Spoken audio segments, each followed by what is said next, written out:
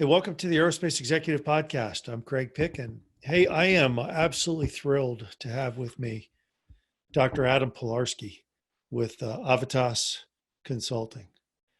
For anybody who's heard Dr. Pilarski speak at an industry event or conference, he is one of the most, not only the most knowledgeable folks in the room regarding our industry and commercial aviation and the airlines and where we're all going, but he's also one of the most entertaining speakers I've ever heard as well. So I think we're in for a good 45 minutes with Adam, and I'm thrilled that he's here. So we see all the airplanes in the background. So let's just introduce you. You are one of the foremost experts on commercial aviation, the airline industry, okay, aircraft manufacturing.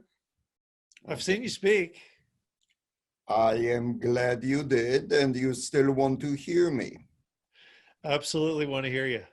And here are chocolates if you need to. Just reach over and have some. We could do that. That'd be great. Lots of interesting things happening in our industry this year. Yeah. Got the MAX. You've basically got a duopoly of aircraft manufacturers now between Airbus and Boeing. Embraer, now part of Boeing, and Airbus, taking over Bombardier. Okay. Leasing companies are going nuts. How do you see it all? Nuts. That's a technical term. Yeah. Okay. So yes, a lot of stuff is happening. And some of it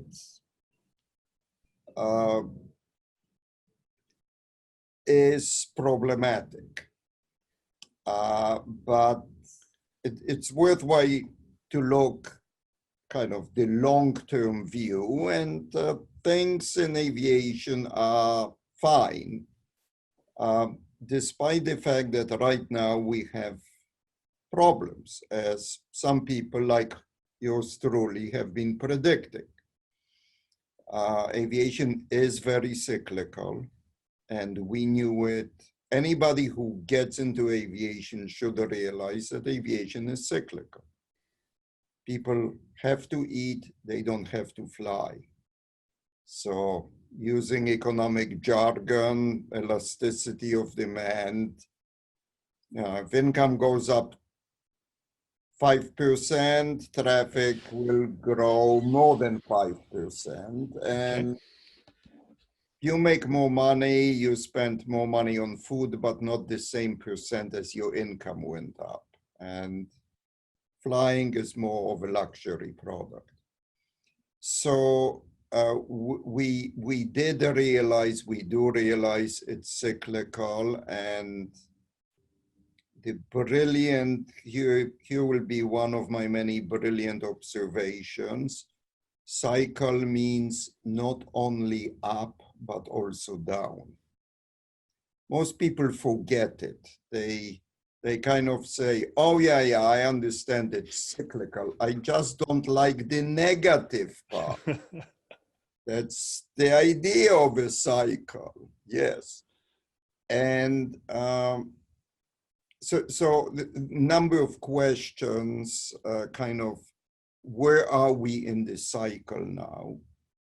And of course, it affects different parts of aviation in a different way. Affects manufacturers differently, it affects airlines differently, owners, leasing companies differently, and so on. And the last number, if you listen to my presentations, year or two ago, I was playing the Lego song, Everything is Awesome. And I love that song. It's very kitschy and it's great. Mm-hmm. And everything is awesome. Everybody in aviation believed everything is awesome, and it will only continue like this. So we had the mother of all cycles. We were selling more planes every year, and the backlog was getting ridiculous. And anybody who wanted to buy planes, in 10 years come, maybe I'll have something for you. And we were greatly or grossly oversold. And as much as, and this is sacrilege, I'm sorry, and I hope I won't be struck by lightning here in my office, but we had too many planes. Yep. It's kind of like saying you have too much chocolate. It does make sense. In my simple mind, you can't have too much. But yes, we sold too many planes, and there were too many planes coming on, and all the indications were we should have had the downturn a few years ago. Instead, we continued, and there are many reasons for it, including cheap money, and for a period of time, very low oil prices, and you have new people enter the market. You mentioned leasing companies. A large percent of new lessors were new players. Now, there's nothing bad about new players.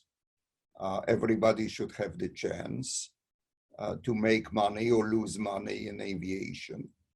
But some of the new players were, for example, from China. Nothing evil about China or Chinese lessors. They should have the same chance as everybody else. But they had different objectives. And again, nothing evil, but they are government owned. And if you are government owned, you are being told your mandate is grow, expand, buy new planes, not make money. Right. So you also had some of the airlines, especially in the wide body in the Middle East, when oil prices were high, number of countries in the Gulf were making a lot of money, and they decided to spend the money, among other things, on building very nice airlines, and they are superbly run and they are wonderful, but it's not obvious that they were created to. So when we look at all of this, there were too many planes coming in, and the outcome was that some of the lessors that I talked to were saying, I don't understand the yields that we are getting, because it doesn't make sense. Well, it doesn't make sense if you are a for-profit organization. If you just have planes, you have to lease them out. It makes sense. Some of the airlines were saying we cannot compete with some of the Gulf carriers. Well, yeah, if you don't have to make money, that's fine. But the outcome was, for whatever, many reasons, we had too many planes. And if we had too many planes, it means eventually things will not go as well, and you'll have a temporary adjustment. That's nice talk for you'll have a crash. So that's what we kind of expected. Now, to some degree, the fact that airlines, and forgetting the very unfortunate tragic event of the MAX, but our marketing, meaning industry, marketing skills were better than our manufacturing skills and engineering skills. So yes, we were willing to sell huge amounts of planes, but then deliver them actually on time and with no problems. Again, the Big Max challenge. story is a different thing, Mhm. but we had problems with engines. So to some degree, the crash that I was sensing or predicting didn't happen as as fast as it should have based on my analysis, uh, partially because the industry didn't really expand supply as much. Okay. Uh, you know, right now, of course, Boeing doesn't deliver the 737s and number of other, and again, engines are not delivered on time because of problems, of manufacturing problems. Mhm. And that actually, to some degree, as bad as it sounds, helped the industry. Sure. So, you know, you had a big bubble that was ready to blow. Instead, we have these little leaks in the bubble. But in the longer run, for the next year or two, we still have a lot of problems. We still have probably too many planes coming on, more than the industry can absorb and use profitably. That's why some airlines are beginning to go under. You had some in Europe. You had number of lessors being sold to others because, again, when lessors are sold like this, it's an indication that we probably reached the peak. Okay. The Air Castle just sold yesterday, That's 2 days ago. and there are many other and Mhm. ACE and others. Now that's one element of what concerned me, but just to be certain, I am, despite the fact that I'm old and grumpy, I love the industry. I think it's a great industry. I think we have a great future. And actually, I want to go back in the Everything is Awesome. I love that stupid song. So the industry is still good, but we will have a temporary adjustment. And how exactly will it happen? The answer is beats me. That's the technical answer.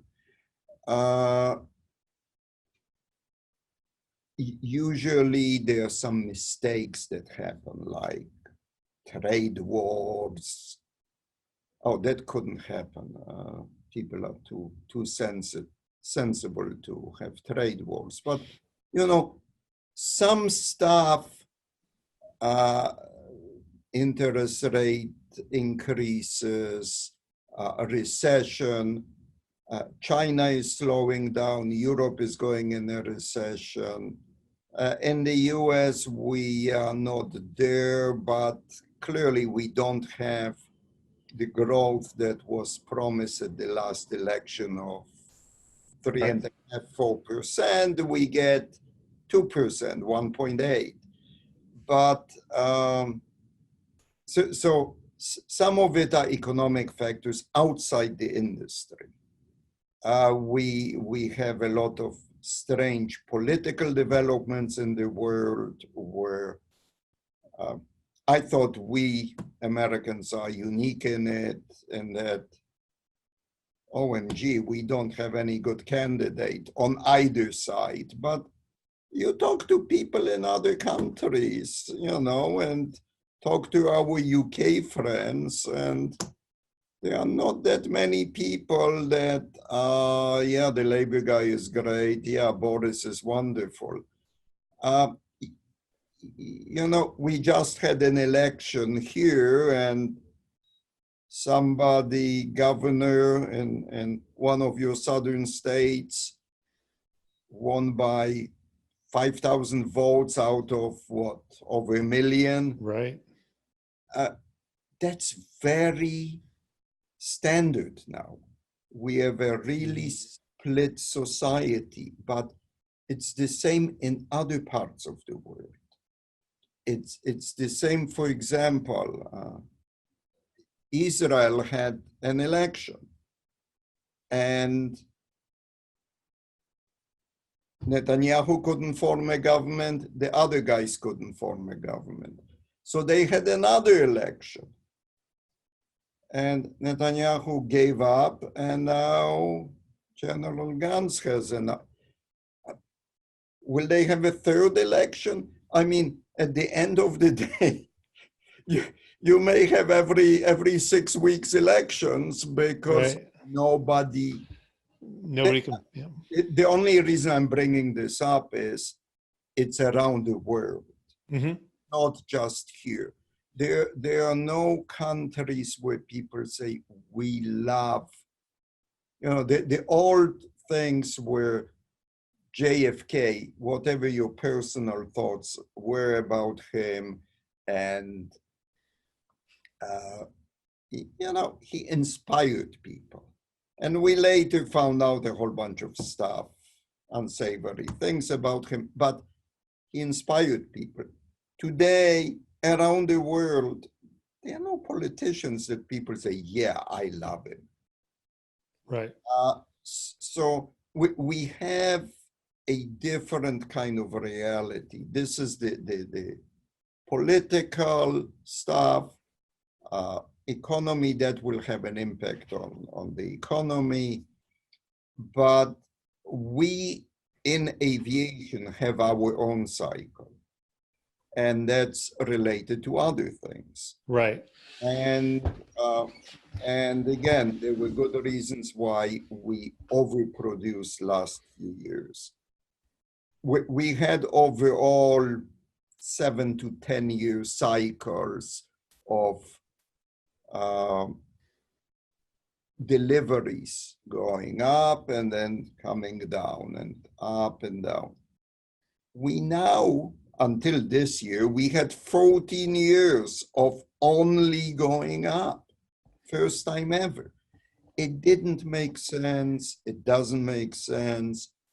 Obviously, this year, numbers will be quite negative because of the grounding of one of the big producers. So we have special things.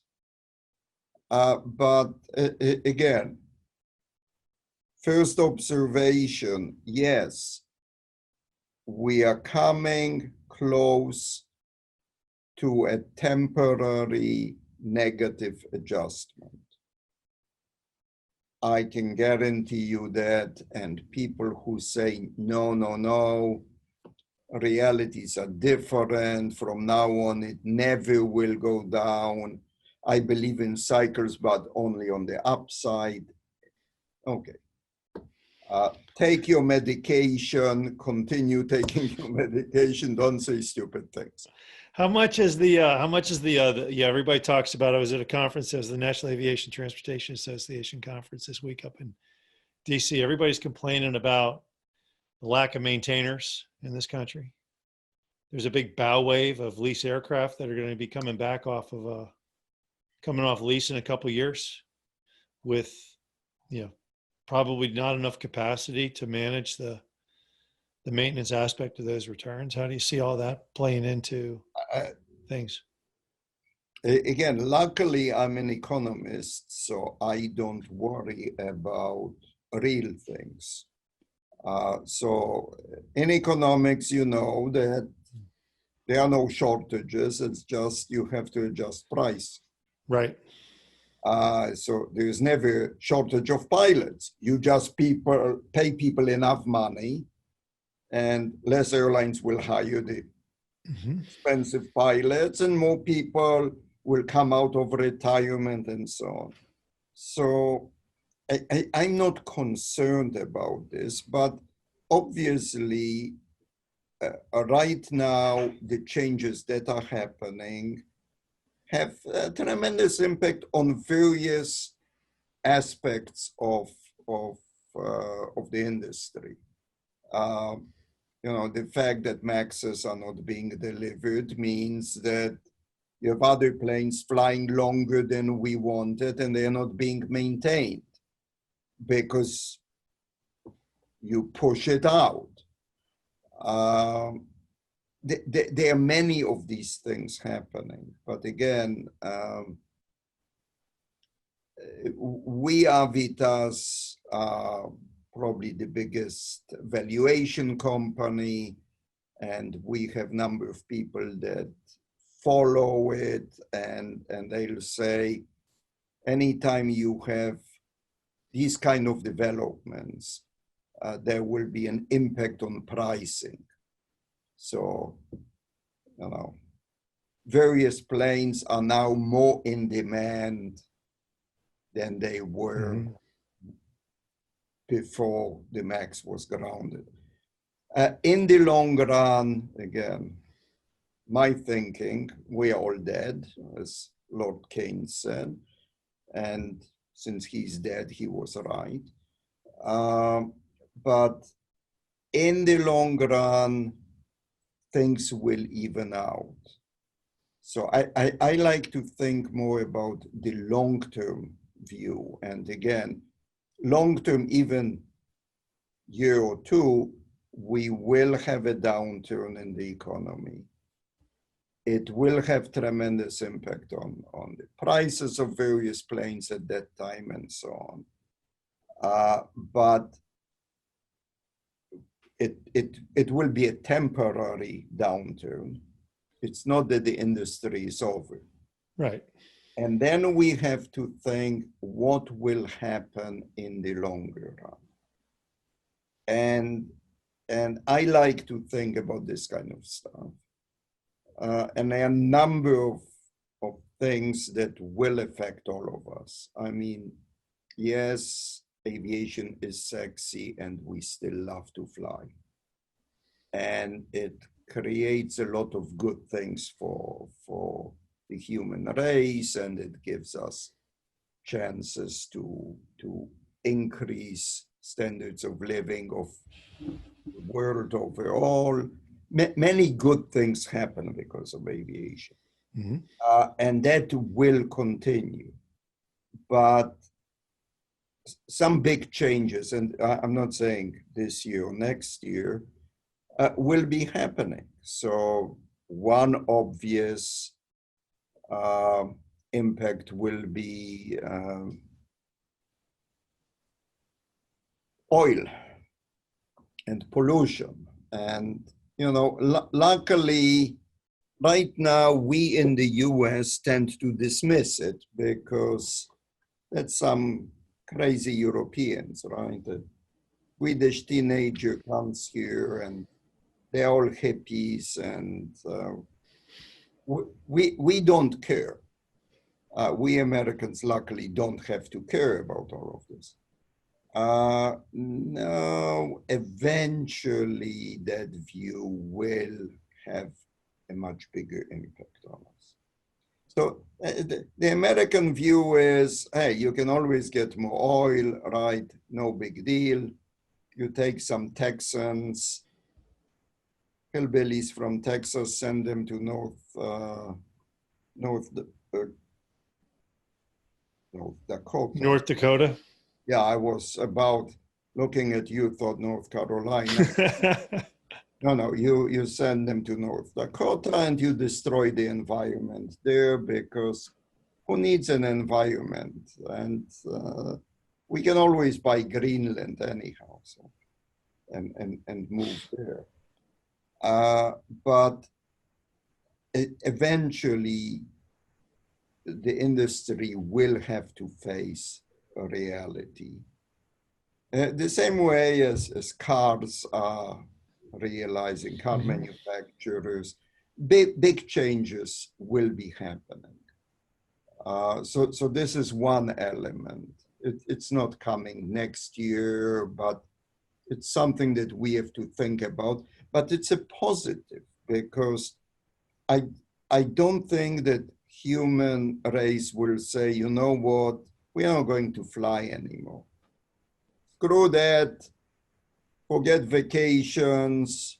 I'll sit home and on my phone watch old I Love Lucy reruns. Sorry, that's slightly aging me.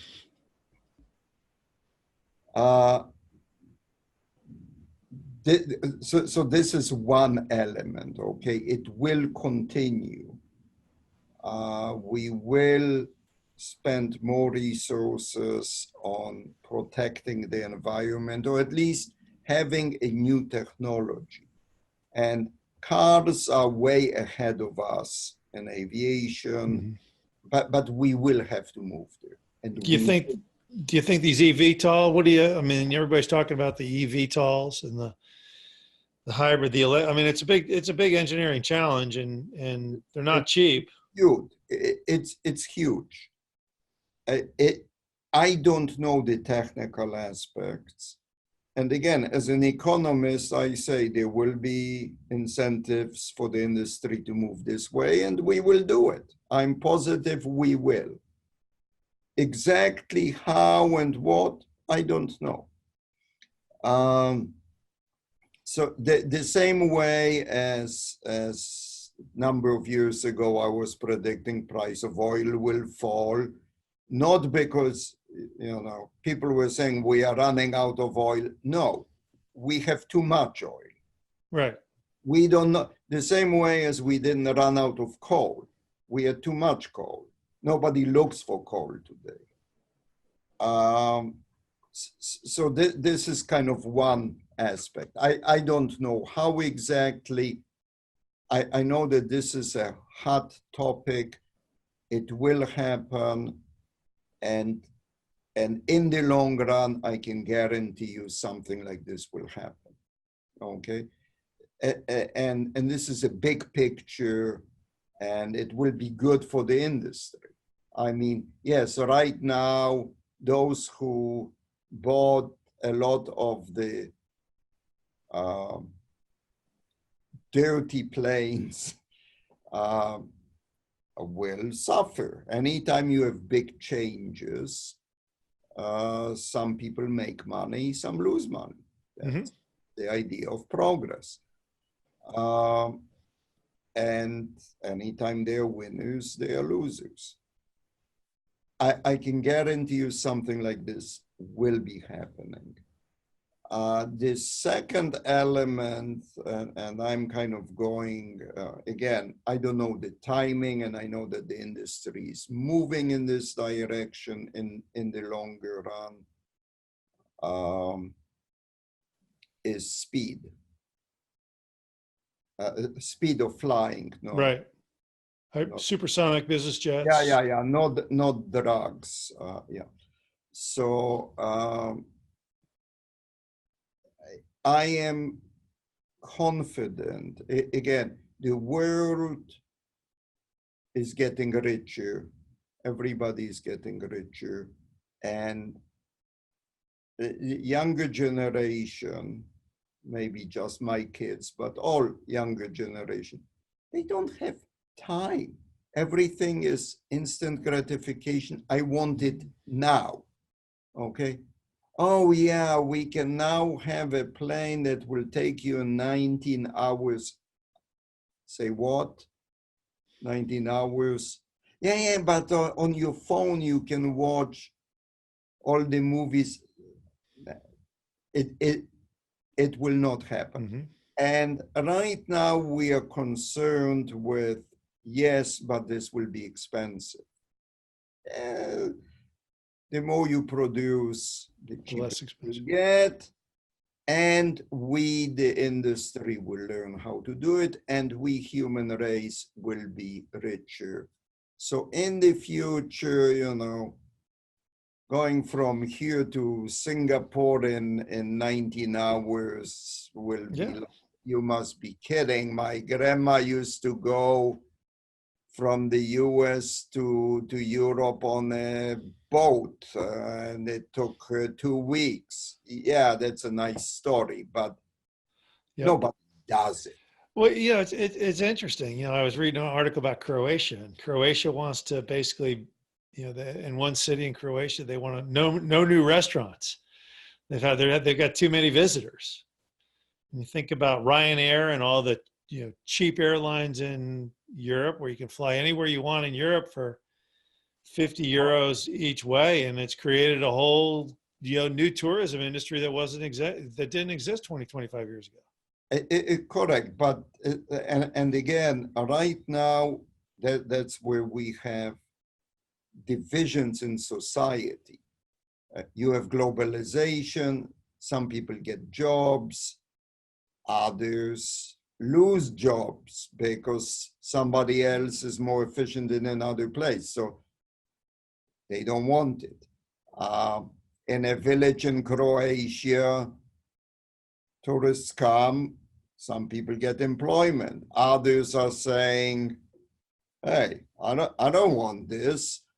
I remember when it was a sleepy little village and I'm old and decrepit and I want to get back to being, sleepy and sit here and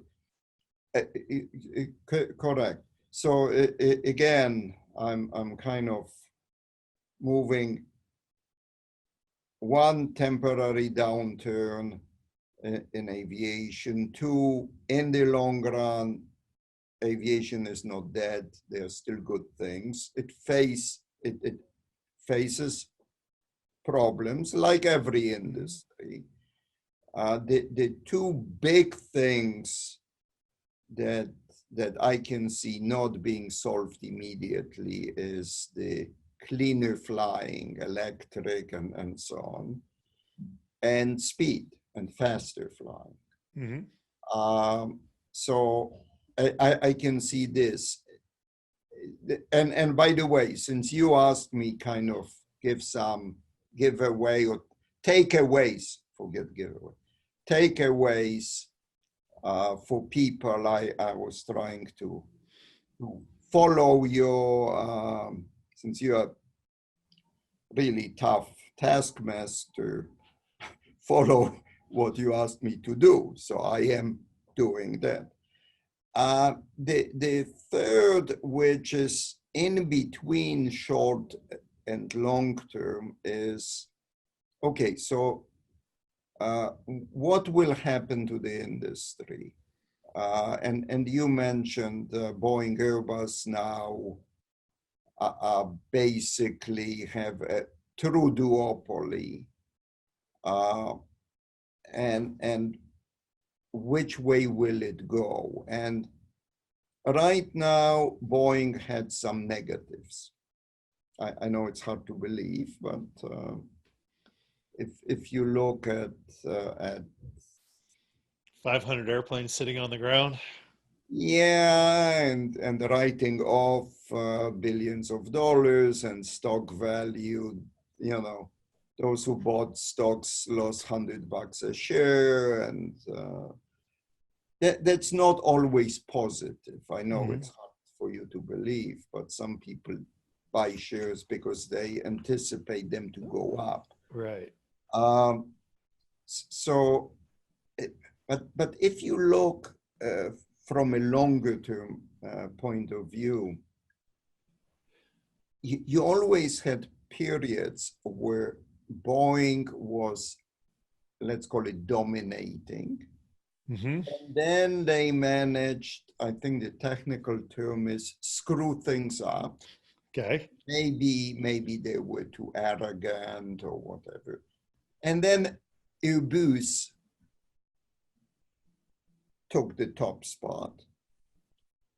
And then it looked like Boeing is history. And Boeing people were telling me, that's it, it's over. We can't compete because they have all the government money. And then luckily Airbus managed to screw up and they came up. So these are cyclical developments. And again, my brilliant thought, cyclical means not just down, not just up, also down. So the question is, what will some of the new products be? Before we get the electrical and high speed. And there are movements going this way. And you're well aware, and the US government is paying for some on the speed stuff. Okay. And again, right now, if I'm a big executive at Boeing or a board member, you know, I'm not going in front of the board to say, you know what, we want you to spend billions of dollars on a new product. Because until you fix what you are doing right now, I'm not going in there because they will kill me. Right. Justifiably. Okay. But eventually, Boeing will have to have a committed strategy. And I think, again, the NMA, as much as people are saying, no, they should abandon NMA and they should go for the new, what do they call it? NS? I don't know, new middle, so new middle market aircraft or? Yeah. New single aisle aircraft or whatever. Right. I think, again, coming up with a dramatically, not electric, but new technology thing, how you can produce a cheap new plane with light range, and learn how to do it, and then design a new replacement. So again, I'm a firm believer, not immediately, because again, right now, you have to be nuts to go in front of the board and say, please give me $15 billion, but it may turn out to be 30 eventually. But I think this is what will happen. Again, this is not in such a long future. The electric and high speed, we are talking 10 plus years. These can happen much earlier. Yep. So that's my vision. Turboprops, are they dead? They are not dead. I mean, obviously, again, right now we have 2.5 producers, right? And we'll see what the new people who took over Bombardier or the Havilland people will do.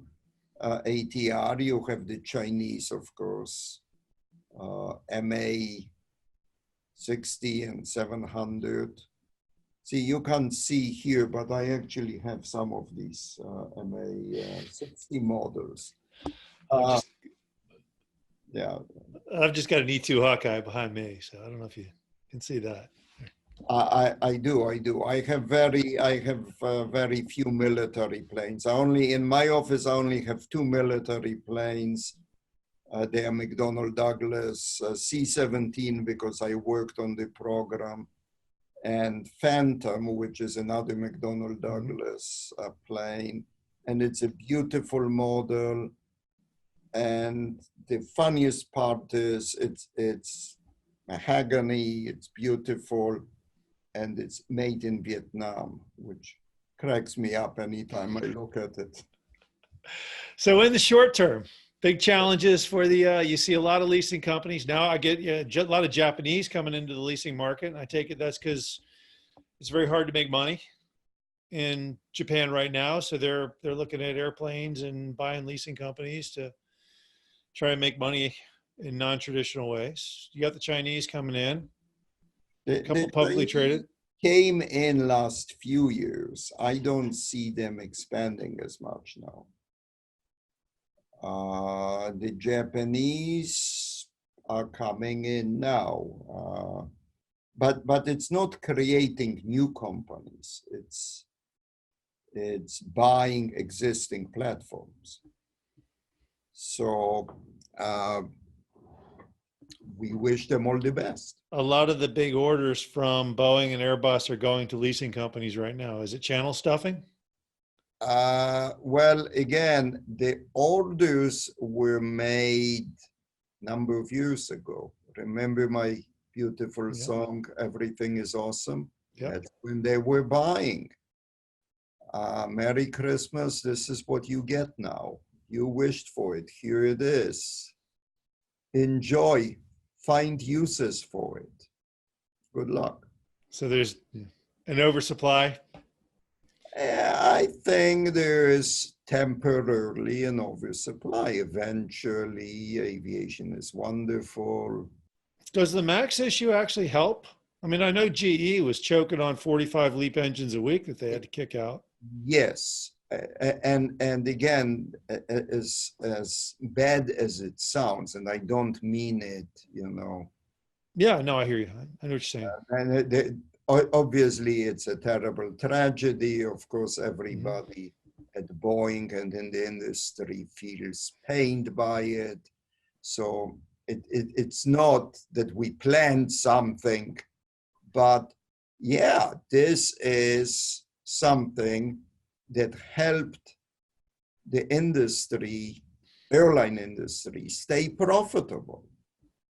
Because if it didn't happen, my predictions were that 2019, the airline industry will be losing money. And no, that didn't happen, partially because you have not just grounded fleets, but you had not planes not delivered. Mm-hmm. And I have news for you. This happened just before we were going into the high season.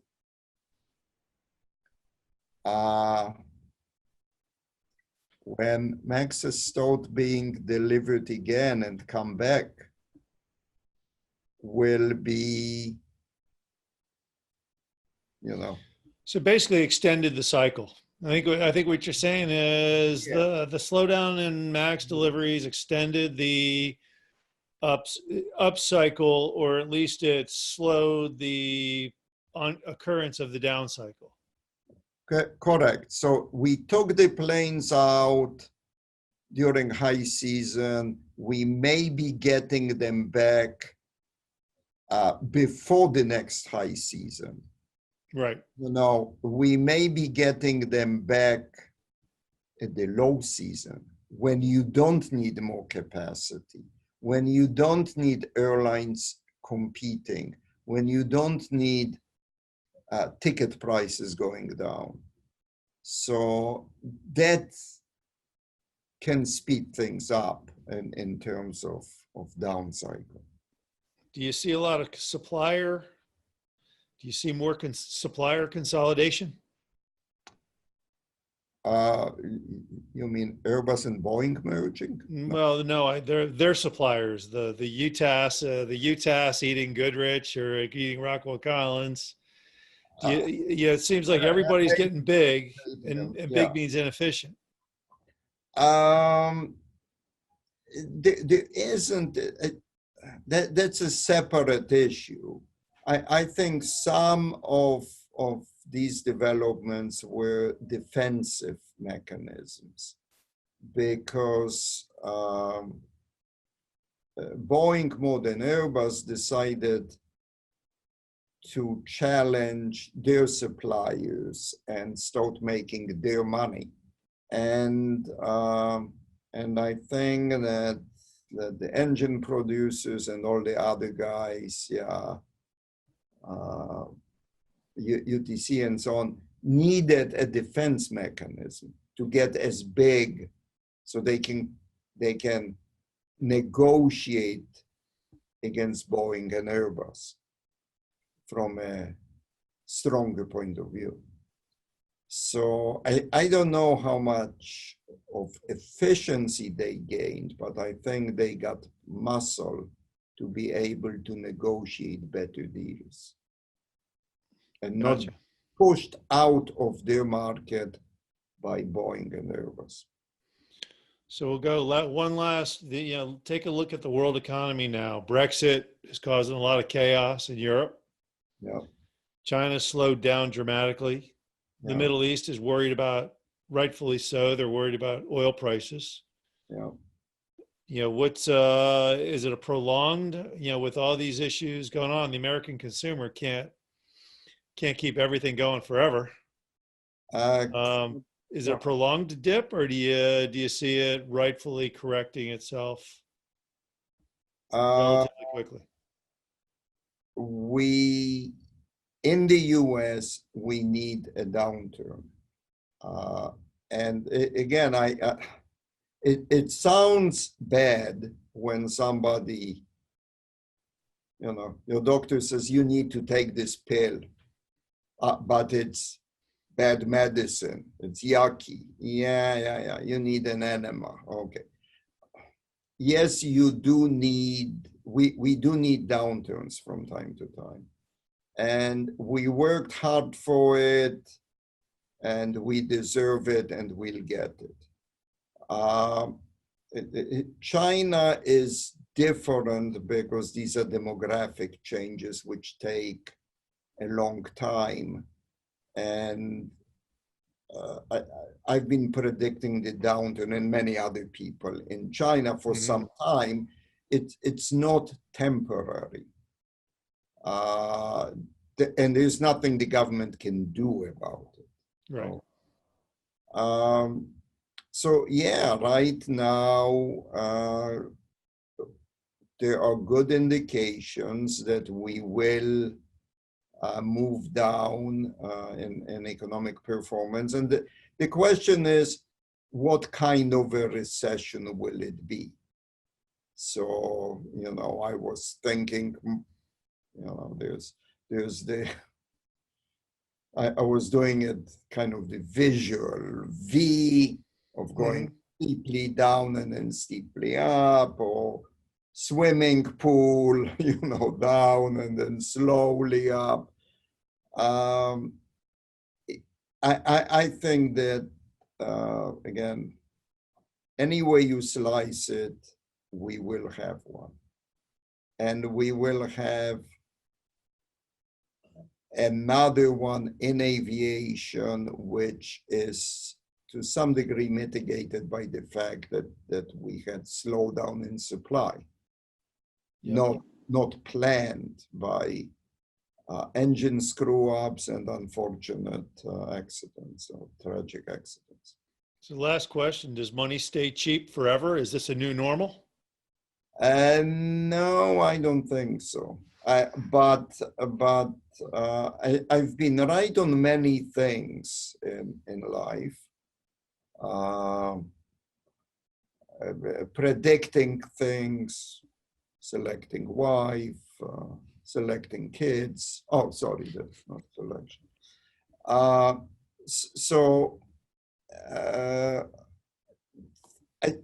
don't know. I don't know. There are